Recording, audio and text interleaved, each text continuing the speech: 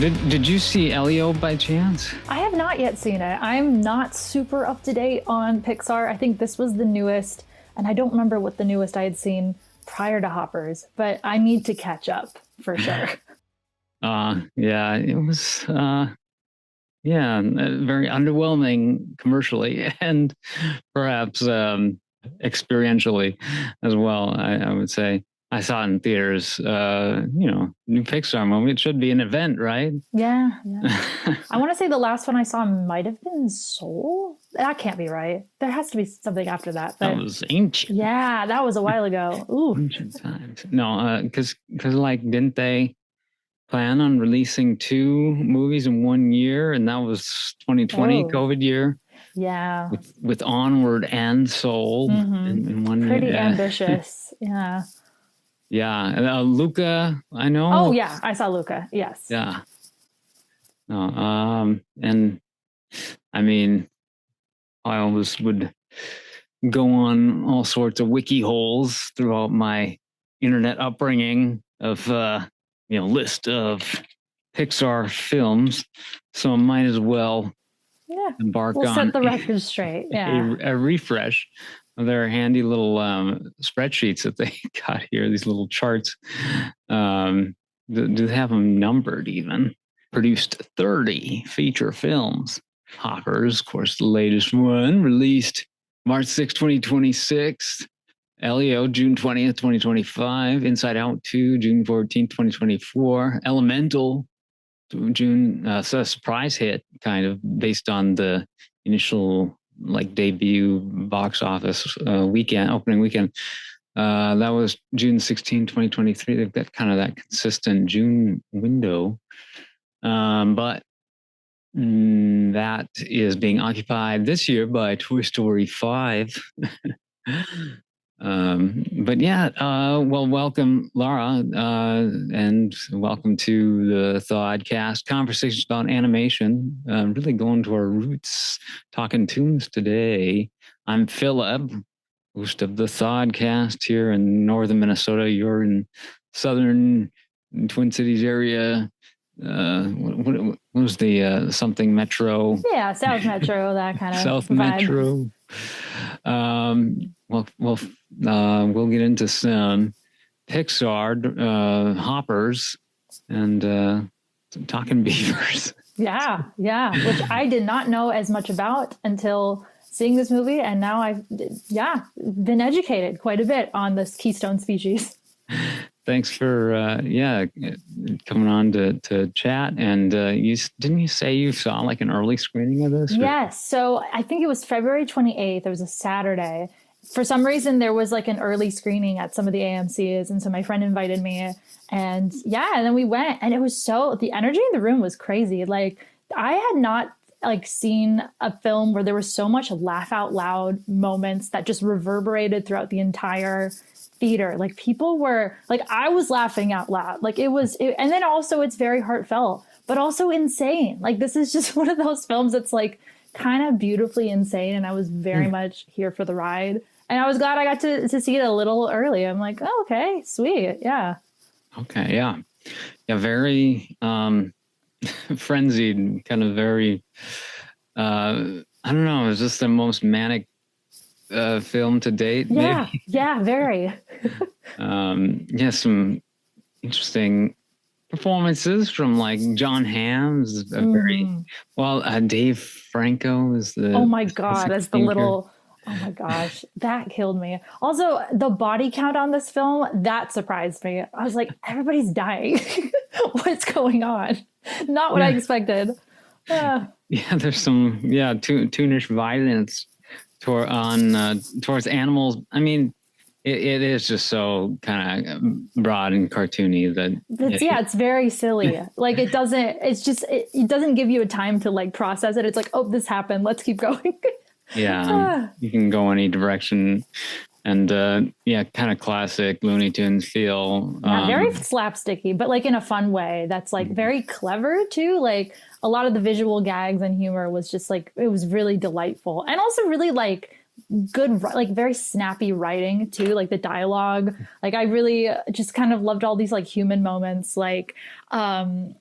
I guess we'll get into the plot and things, but there's a moment where Mabel's coming in to save the Glade from being destroyed, and well, there's a lot of things that go down, but like the people that are working there are like, I'm gonna be here a little long. Like they're like calling into their family and being like, I'm gonna be here a little bit while longer. Like I don't know, just like a little the human kind of dialogue moments that were just really like, it just tickled me. I don't know, but yeah, really like the main character in this, Mabel. Mm-hmm. That the central kind of focus of the film, Hopper's character Mabel, voiced by Piper Curda. Yeah, of Disney Channel. Oh yeah, she's been in quite a few Disney Channel shows, and actually, something I thought that was really cool about her involvement in this is she's quite active on TikTok, and she's made a lot of videos about how it's been really tough to kind of get back into acting, especially post-COVID, post the strikes. Like she was kind of struggling in a way, as a lot of actors are in various ways. And she was working retail, and she was talking about how people were kind of shaming her for working retail when like, oh, you used to be on Disney Channel. Like what happened? And I believe the director of this film saw that TikTok and was like, hey, I have a role that I think he'd be perfect for. And because like this film has been in development for some time and has gone through a couple different styles, and it was pitched one way and kind of is now in the form that it is currently, but it ended up being like a perfect fit. And so this was kind of her like return to acting, which I think is so cool. Like just the power of the internet. Nice. Well, yeah, doesn't even say she's been around since there's something called Rule the Mix. Yeah. I Didn't Do It. Yeah. This is like the, I want to say like maybe third or fourth gen Disney Channel shows. So like probably past our time at this point, but I am aware of their existence. Yes. Nice. Let's see. There's a singer Shaggy cameo and I Didn't Do It. When he says, yeah. It wasn't me. Let's see. And yeah, Daniel Chong. I was going to pull up his page here. Yeah, I wondered if you've seen We Bare Bears before, because that's kind of what he's best known for. And I think this film was originally pitched in that 2D art style that We Bare Bears is in. I saw a clip of it recently with Mabel and King George like swimming in a pond, and it looked really pretty. I was like, oh, like that would have been a cool style to explore for sure. Pitched to Pixar? I think so. I want to say, I mean, maybe not pitched, but I think it was worked on in this like initial stage, because yeah, he had been working on this show that has like more of a 2D art style. Obviously that's not really Pixar's thing, but yeah. That'd be a very strong departure from Pixar. Yeah. But you never know. I mean, it's already fairly impressive. I want to say maybe he shopped it to multiple like production companies and things like that. So that might have just been like a demo or of sorts. And you know, the Pixar is definitely. What's up, guys? As you can see, I'm at the Gordon. Could you hear that? Yeah. Ooh. What's that doing? And you know, the very strong stylistic choice with this film that I don't know.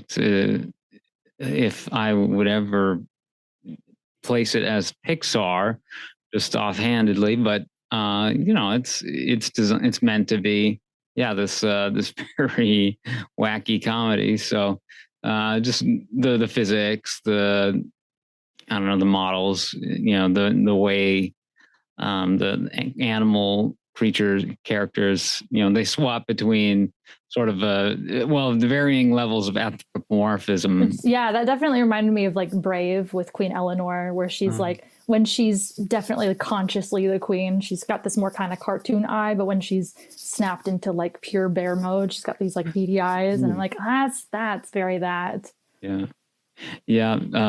Working on the expressions to their, you know, widely modulated levels like they do, but in certain moments, from the perspective of characters that aren't capable. I mean, there's a lot of like wild ideas here that really kind of stem from more a classic Saturday morning cartoon style, where like there really is no attempt to explain much of the, you know, quote unquote science that you see here, or the, you know, there's no series Put attempts at this into this. yeah, That's their explanation.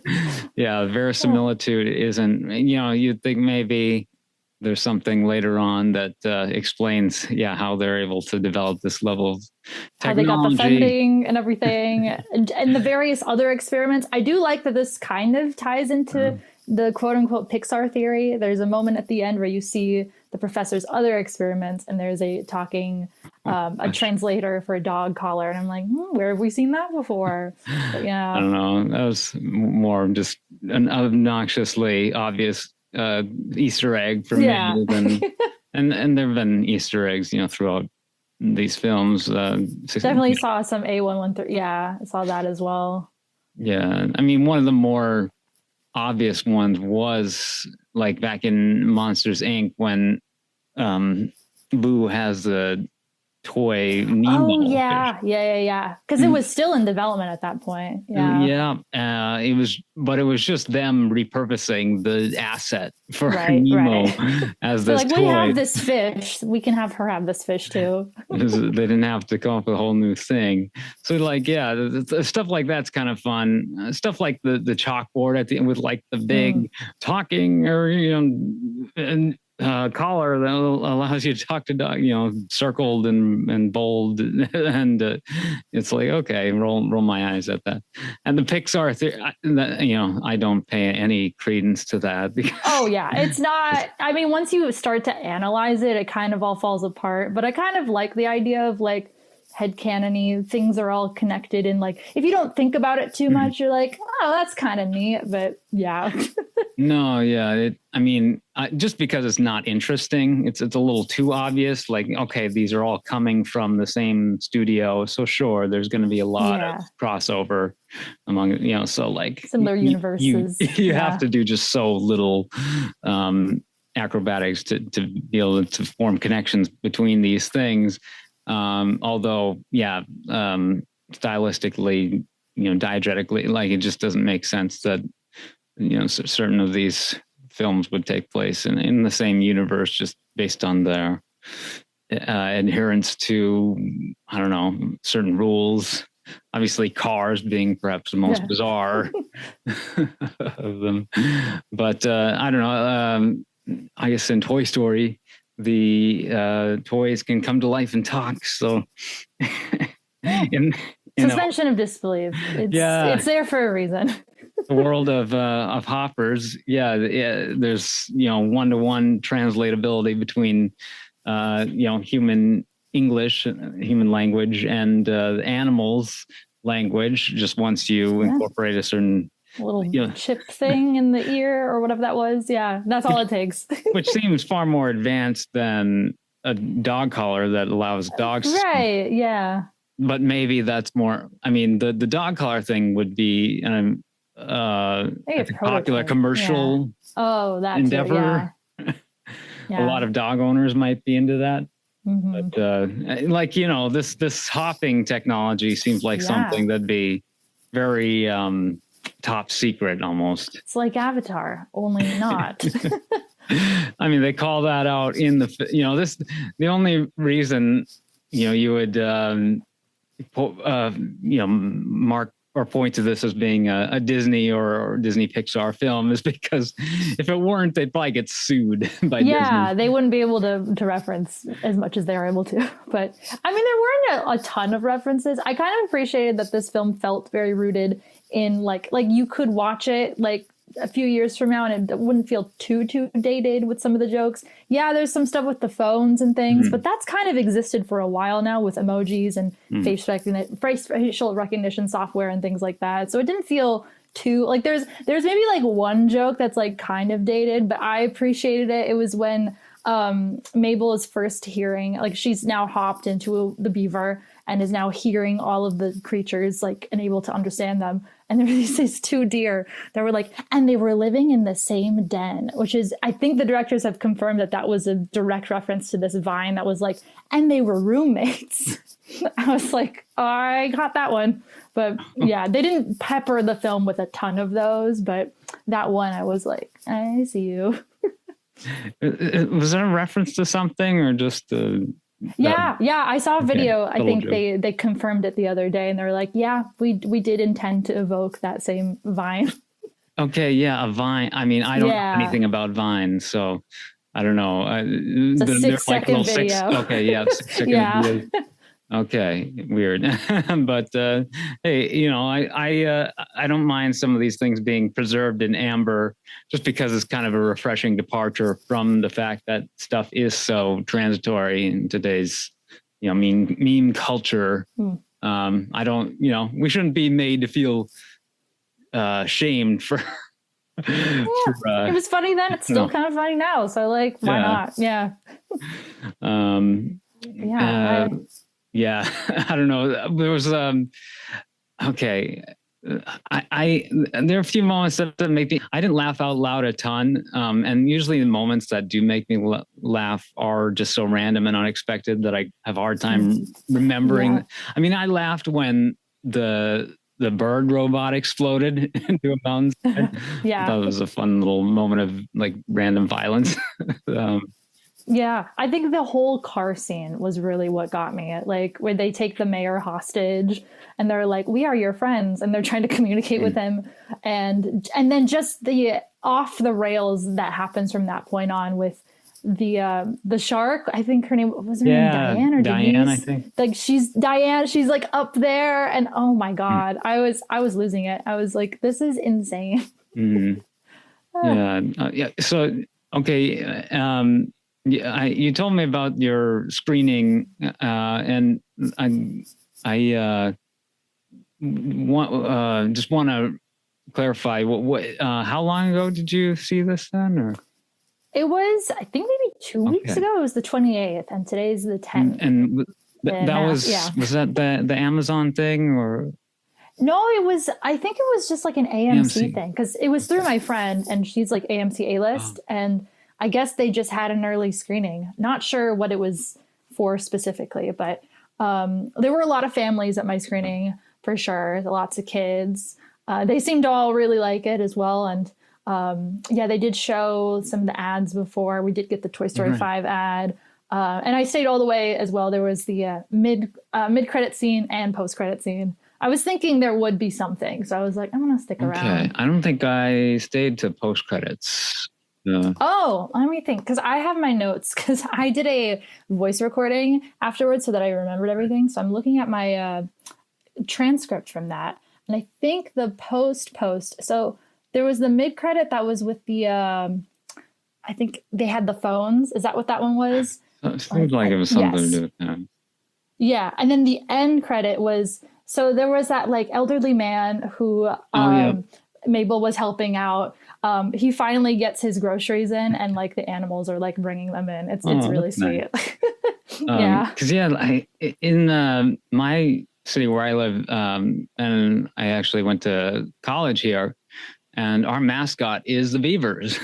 Hey, okay. So you had maybe some knowledge of the ecology going into it? Oh, sure. I mean, beavers are very endemic to where I live, and yeah, dams, lodges, the keystone nature of their presence.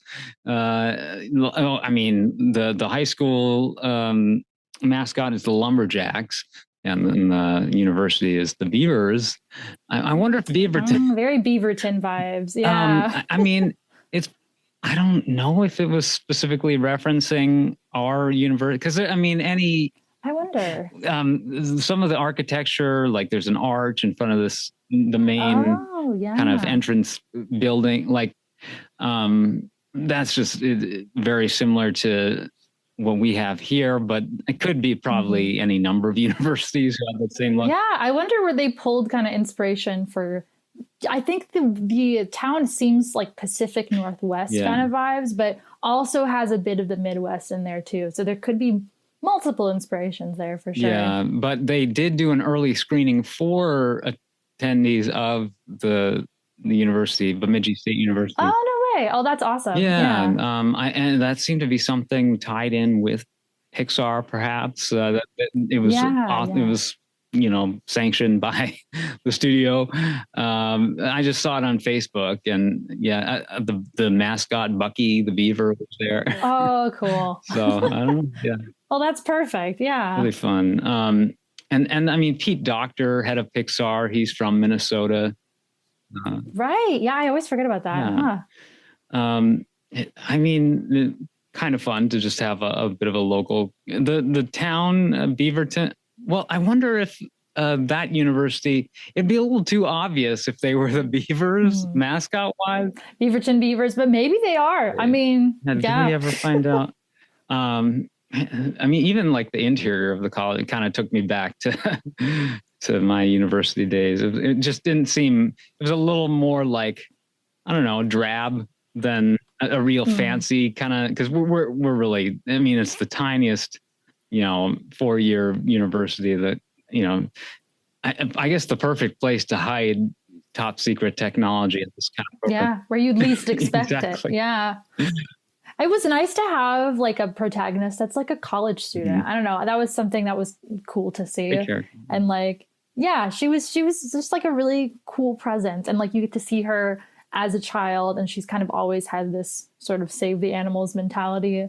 And then it's connecting with her grandma, who she realizes like, oh, she's cool. Like she like beat up a kid in school one time. And then her grandma like teaches her about like being in touch with nature and meditating and things like that. And they have this rock and all of that. And I was lulled into a sense of false security. I forget sometimes that this is a Disney Pixar film. And I'm like, oh, the grandma's so cool. Oh, the grandma's dead. Cool. I mean, they don't spend a ton of time on it. It's handled really well, honestly, in this film. But her spirit kind of like lives on through Mabel's rebellious nature, and how she kind of vows to sort of become a menace to the town government, which I appreciate.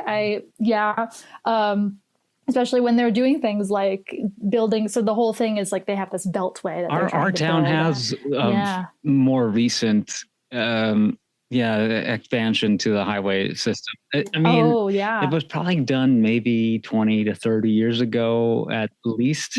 But yeah, we do have. And was there a lot of pushback on that, or was it like A-okay? Nothing was in the way? It was before my time. I actually grew up in a town outside of Bemidji here, so like I didn't go to school here. I was in a much time. Jody and I, we went to a little dinky. I mean, 1,500 people. That's a pretty big school. In the town. 50 in our class. Oh, sure, gotcha. So, Bemidji was the big town. But yeah, I mean, I saw that was maybe a similar. I doubt it was controversial at all. But I guess back in the day, you did have to go straight through town to get through the city. But now, there's a 4-lane highway that just kind of bypasses. And I mean, the Beaverton in this movie looks like it's a bit more built up than your typical Midwestern. There's like, kind of small skyscrapery buildings and stuff. But yeah, I mean, it's a coastal thing. We got a lot of lakes. I mean, we're on a lake. Very, very, PNW vibes. No sharks up here. No, not that I can tell. Bugbear with this movie, the pupational period of the monarch butterfly. I mean, if anyone the beginning opens with the flashback of Mabel in like 3rd grade or whatever. Her classroom has a pet. In her case, it's a turtle named a so Crush, cute. Of course, from Finding Nemo. Oh, yeah. But like, so I mean, everyone who's been that age remembers probably having monarch butterflies in the classroom at some point. Yeah, and releasing them, that was a whole thing. But they have to be in their cocoons for like 7 to 14 days here. Yeah, they kind of rush the process a little bit here. Yeah, I'm calling out this for comedic effect. Calling out this movie for It was hilarious though in his little chrysalis. Inaccuracies. Yeah. I mean, and like one reviewer said something about a character from Elio seemingly having a cameo in this Oh, film. I wonder. And I don't know. I was kind of in and out, having it on in the background. So I don't know if he even got to that because he considered it a part of the spoilers, but he had like a spoiler section of the review. But like there's a character who's like this grub like alien in Elio who befriends Elio when he goes to the intergalactic consortium of representatives. This character I think doesn't have like eyes, just very similar in design to the larval, the caterpillar. Oh, the pupa. I don't think that version of the character, the caterpillar insect prince, that's not voiced by Dave Franco. I don't believe. I have no idea. Did they like pitch his voice or something? It kind of sounds like it, but I'm seeing cast here. There's because that surprised me when I was looking at the cast list afterwards. I was like, so his mom is Meryl Streep. That's really funny, and I had no idea. And then there is someone listed here in the cast as the insect prince. I'm guessing it's just a younger kid. Who doesn't have a profile picture on. Whoever that was so funny.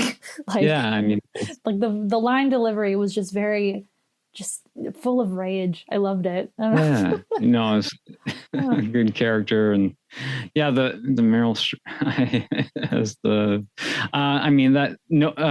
I guess, notes of A Bug's Life, I guess, with that whole scheme of the anthropomorphic. Oh yeah, there's a butterfly character from that,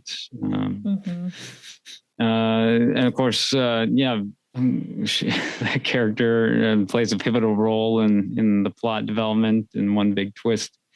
I don't know, like that she squishes the butterfly, but you don't see like the wings falling down or something. It just didn't seem. It seemed like they were censoring it a little bit. It was a clean, efficient squish. We saw what we needed to, I guess. She rubs like the slime on the wall, but there's no other body parts, I guess.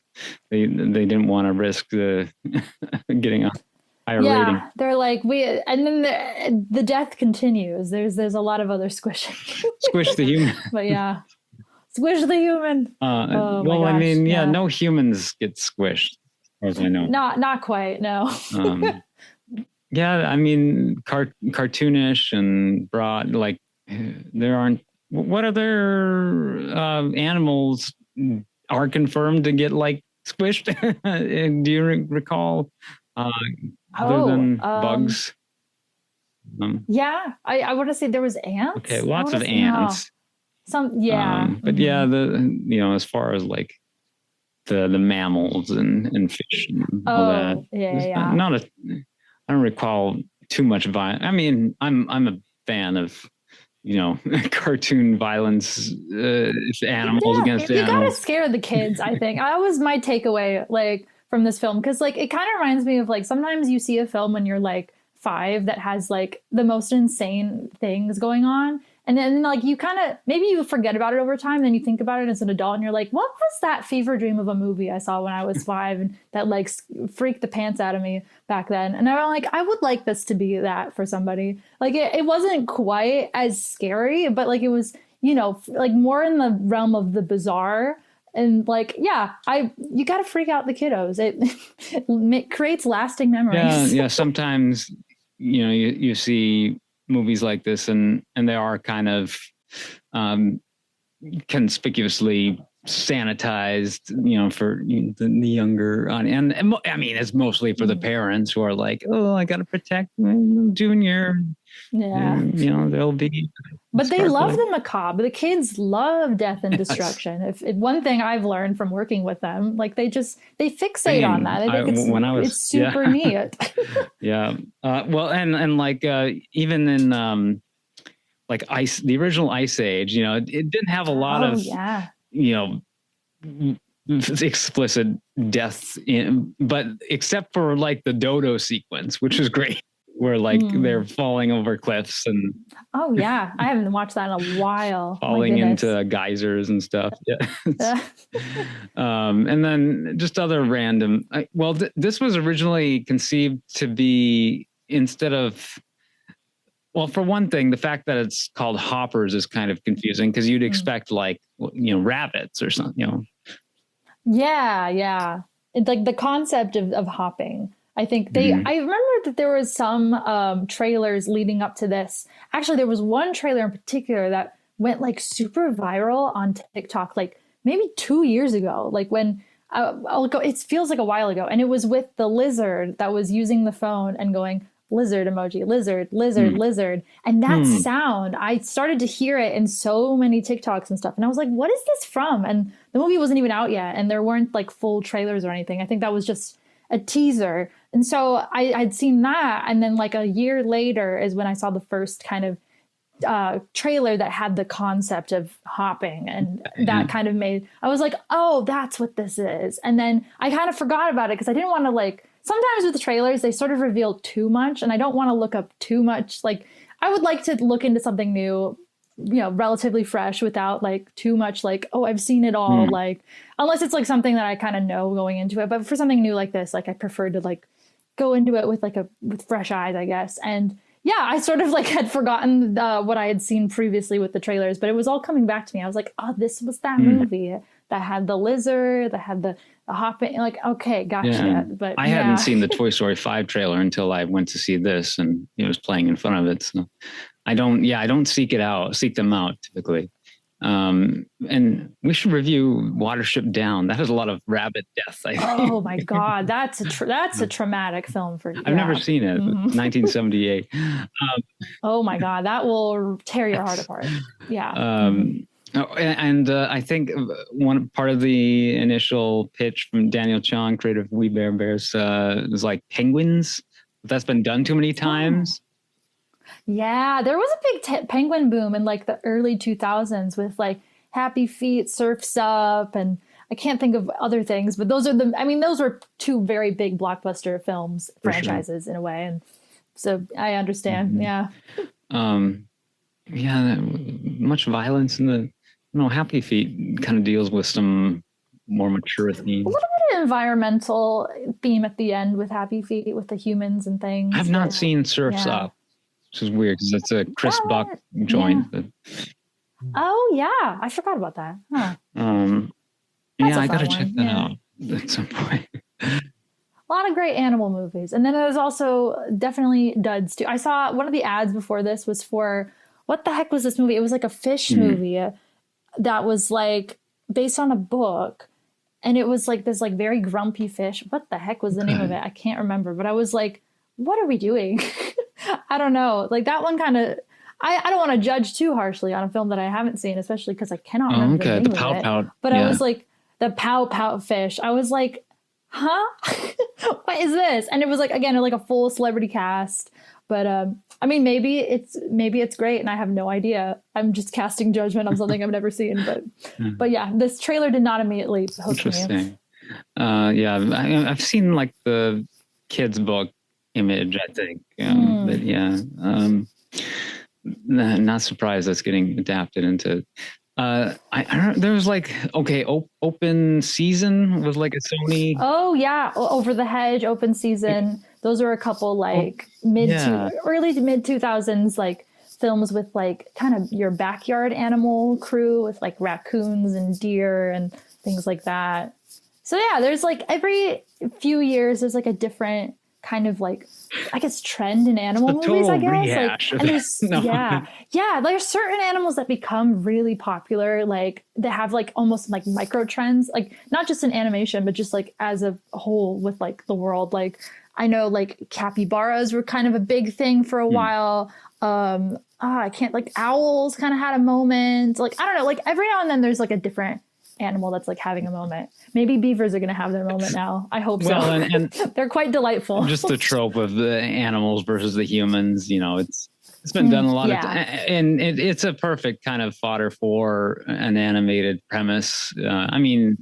every other. And this kind of shows the reality of like, oh, well, no one can win over the other, and they have to sort of live in harmony and compromise, which I thought was a really mature way to deal with that, because it can be very all or nothing sometimes with a concept like this. And it can portray one side as the fully good side or the fully morally evil or whatever. But it's like the reality of it is like, this is all our earth, and we have to sort of deal with it and work in harmony as best as we can, even if like it's not perfect. So having those difficult conversations, I think, is important to sort of introduce as a concept. The conflict among various conflicting interests. The various animal phyla, I guess, they kind of stick to the traditional taxonomic structures of mammals, fish, reptiles. Yeah, I was confused a little bit of how the things were broken up with, like, there's like a king of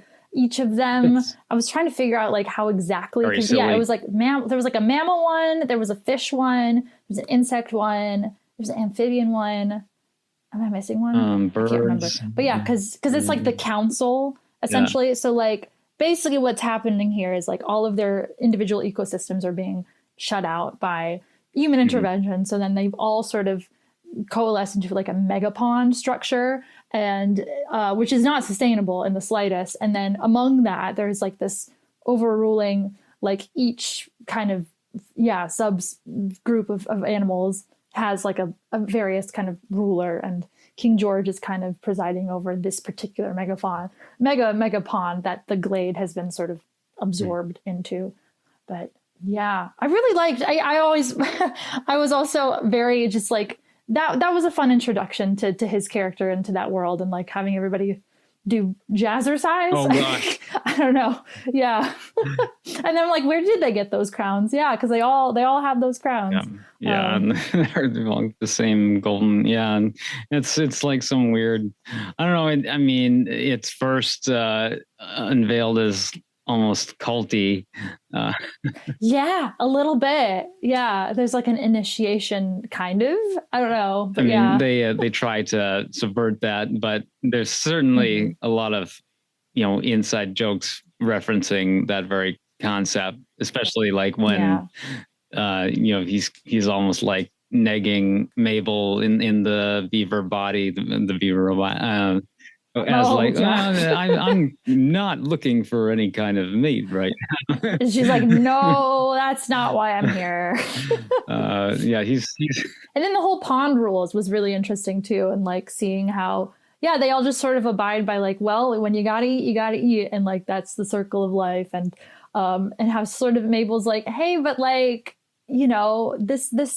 this structure that we're all in is not super sustainable, and maybe we can like get back into our like individual ecosystems or individual glades and things, and maybe we don't have to be eating each other all the time if we can find food in other ways. I don't know, but that was really funny where she like breaks up this bear that's chasing down a beaver, and like the beaver's like, well, yeah, they got me, so that's just how it is. And the bear's like, now I can't eat, like now it's weird, like now I can't. We can't do this now. I was like, that was silly and fun, but yeah.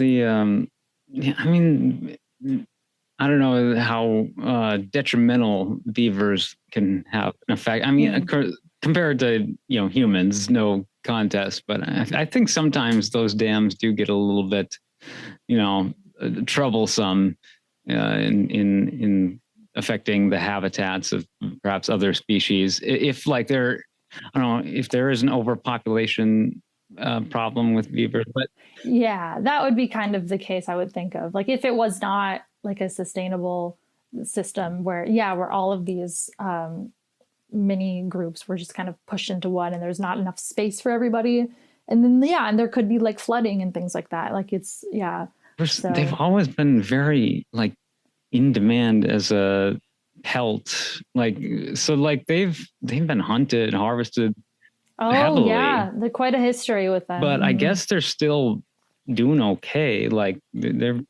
they never get I don't think I never see them referred to as like an endangered species, or anything. No, they seem to be doing well for themselves. And yeah, I know we have like at the Minnesota Zoo, which I don't live too far from, there's a whole Minnesota like trail, and they have like a big beaver area where you can actually see kind of below and under, so you can see them when they're in their dens, but also like they've got like their dams and everything. And yeah, they're really fascinating creatures. Yeah.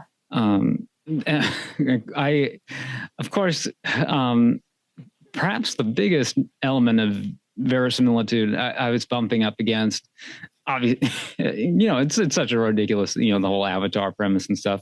They're building and prototyping these machines, and then even capable of producing a model of the mayor character at the end. Like, how did they? Oh my God, yeah, with his skin. This is all happening in the course of like, great like body horror stuff. Yeah, with like the skin on the robot. Yeah, that was insane. I loved that so much. Man.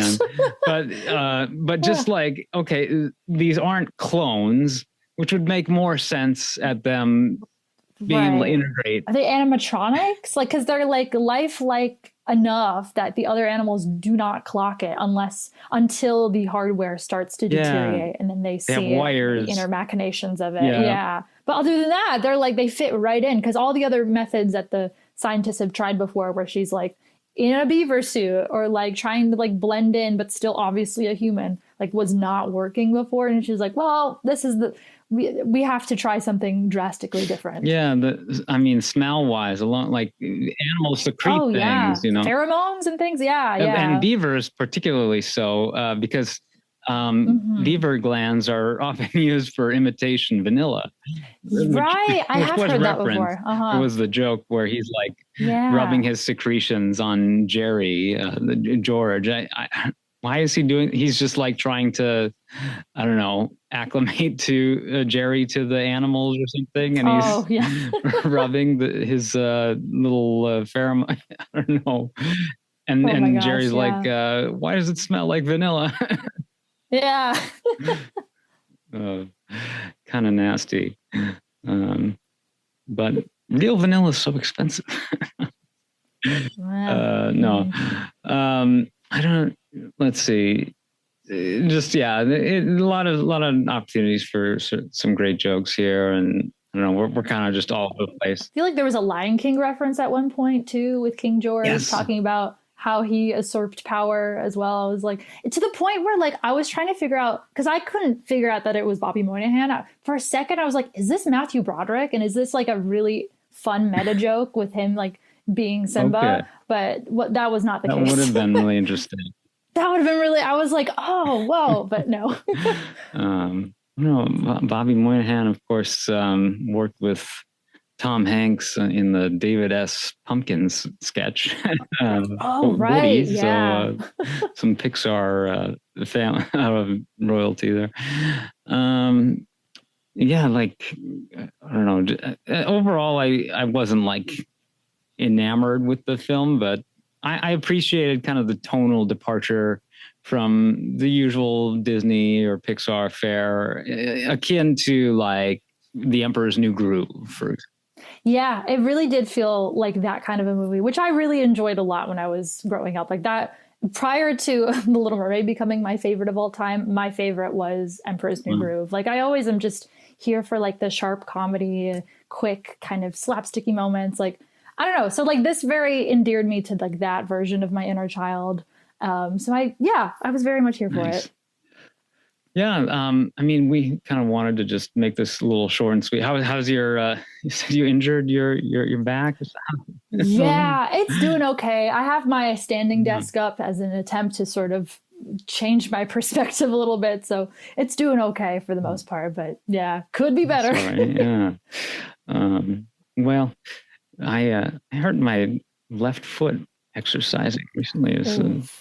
Call me Daniel Day-Lewis, because except in the opposite sense, because in that film, my left foot, the only part of him that works is oh geez, yeah, is this foot. He's like a quadriplegic or something. But yeah, so I don't know, talking Pixar is kind of fun to dive back into kind of the the world of Pixar in this age when, I mean, they've got 30 films under their belt. That's pretty wild. Like, I hadn't really thought about that too, like until the numbers were coming up. I'm like, oh yeah. This movie did do pretty well box office wise, especially compared to some of the more recent offerings.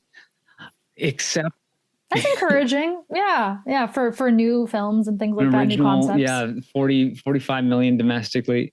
But you compare that to their franchise films or sequel, and it's like quadruple. Oh, not even a comparison. Yeah, Inside Out. And now I'm sure Toy Story 5 is just going to probably smash every record that they've had. This world is just gone to hell. Like, the only thing it'll be something. Although, yeah, I will say I did see that trailer and I was a little more excited for that than I was for the last Toy Story, which I didn't love as much. I feel like my hot take is they should have ended it at 3. We were good.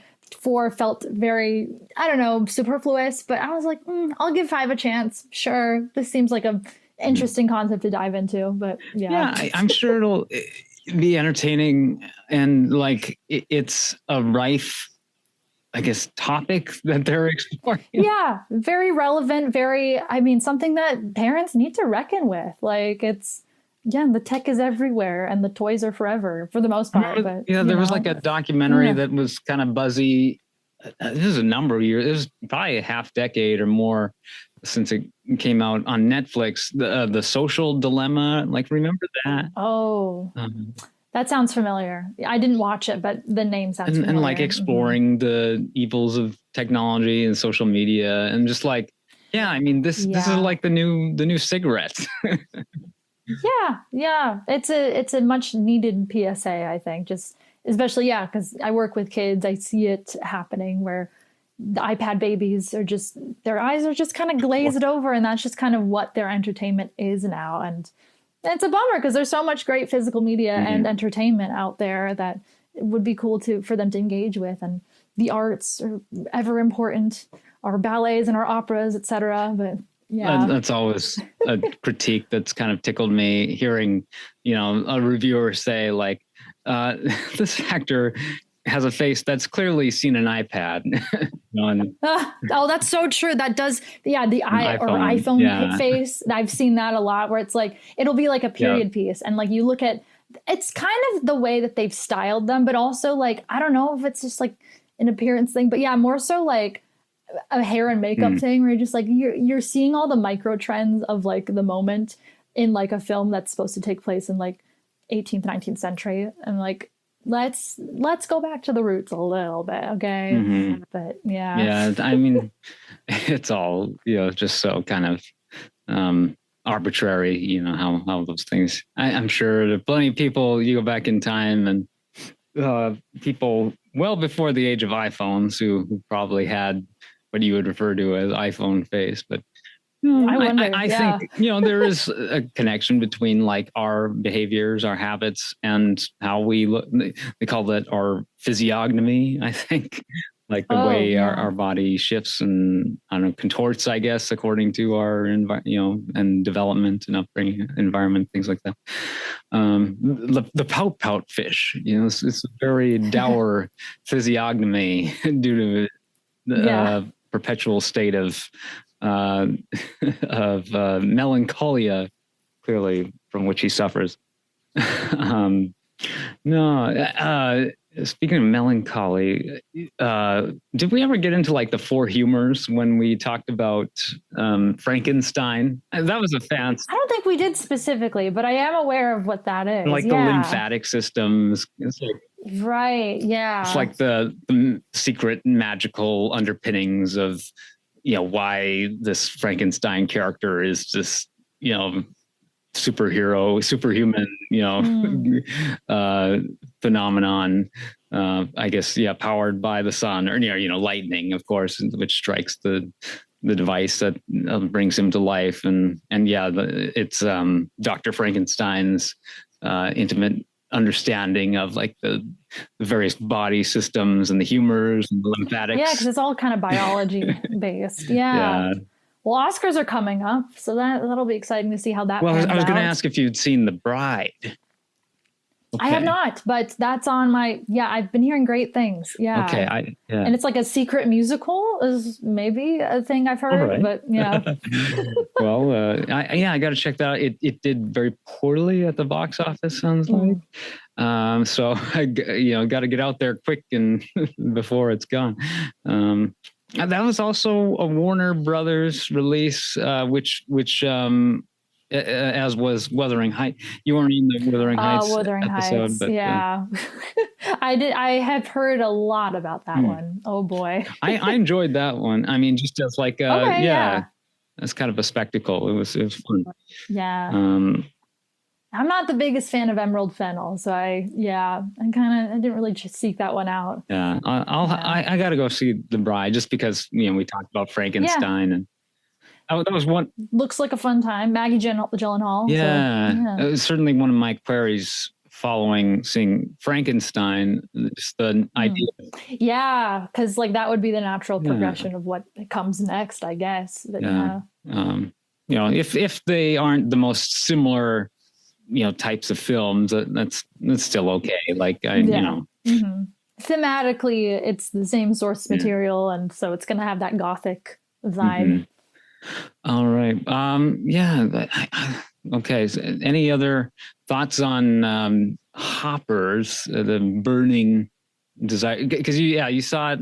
It's been a little while, so so I was re-looking at my notes from my voice notes and things, and I just remember just really enjoying it. And like, I really like kind of the visual aspects of it. The glade was really pretty to look at. I liked how just well animated a lot of the natural biology and ecosystems were, like the rushing water of the creeks and the animals too. Like they kind of had this, they had like a very specific cartoon style, but also like this sort of realism in their movements and things like that. So I wonder if they did a lot of research on kind of just, bringing in a little bit of that realism in there, even though it is like heavily stylized for sure. But it just was like really pretty to look at. And also like, just like a really like surprisingly beautiful film too. Just like, I really loved kind of the ending and just the connection that Mabel has with her grandma, and that rock too is just like putting it all together and like having that like bookend, I guess, the story and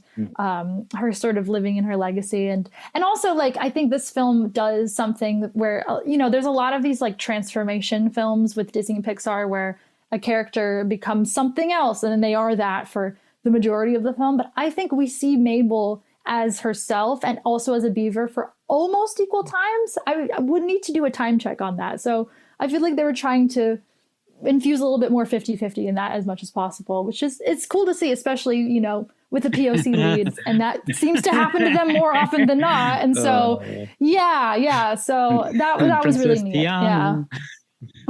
Cusco. I mean, even Soul, where he's not an animal, he's a soul, but like, or it's just, it's kind of wild. The more you notice it, it's kind of everywhere. Like, a cat too. That's right. Yeah. Yeah. And, let's see the pacing. I mean, the madcap kind of, did that put you off at all? Or, I really liked it. I do like that kind of like cartoony energy, I guess. That contrasted heavily with like the opening introduction to the glade, and that was very serene, and you kind of just want to live in that space for a little while. Yeah, I really did like this was another random gag thing that I appreciated, where she was trying to set up this like trap to get a beaver back into the glade, and she has her like, it looks like a cracked iPhone, and she pulls up a video that's like 10-hour stream ASMR meditation music. Like that felt like a very just real thing too. Like, I don't know, these like touches of like, that's like something I would look up on my phone, like probably at some point. That might have been the first audible laugh from me when she turns on the YouTube ASMR, trying to lure the beavers. Yeah. And that's before she discovers the... Yeah, because that beaver ends up being her professor. Oh, yeah. Well, and of course, there's the Havana syndrome speakers. Oh, yeah. Are you familiar with that phenomenon? Vaguely, yeah.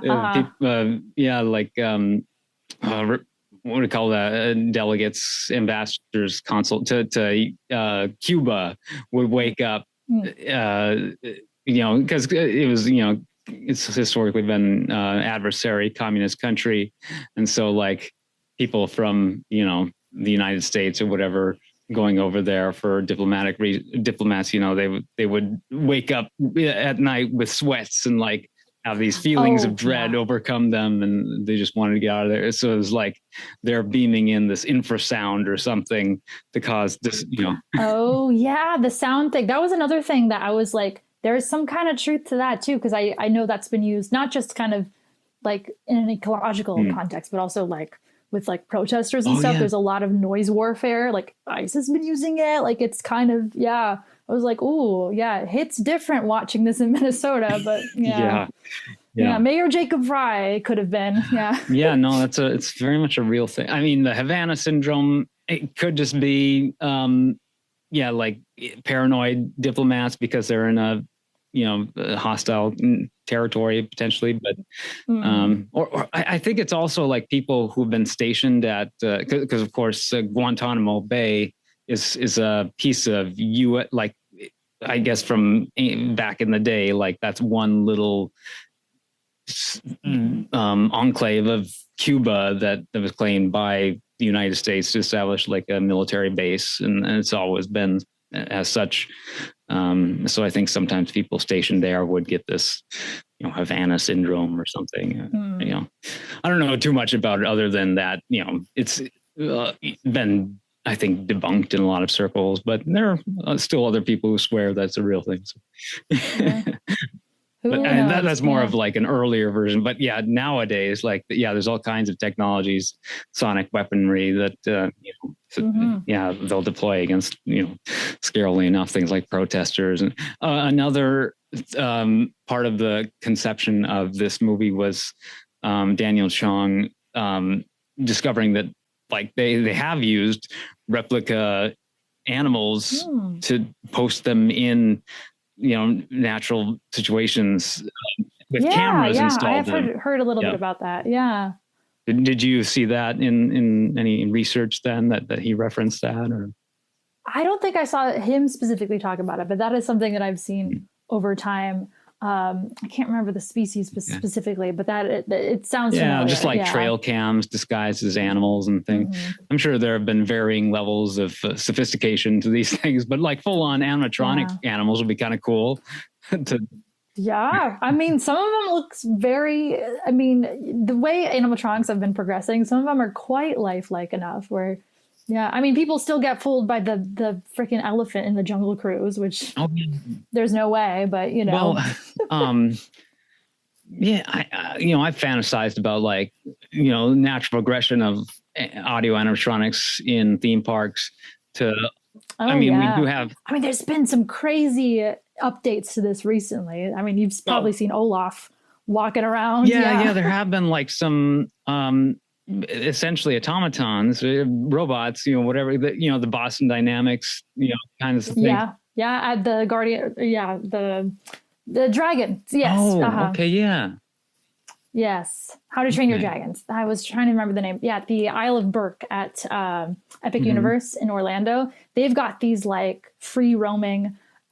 Basically, they are the Boston Dynamics robots, but they've repurposed them here to be like these like tiny little baby dragons. And then they have the big ones too that aren't free roaming, but are still very impressive. But there have been some really crazy innovations in the audio animatronic world in the past few years, for sure. It's uncanny when you see like a human-sized Nick Wilde and Judy Hopps walking around with the big bug eye masks, but like having actual life-size, robot walking around would be kind of cool.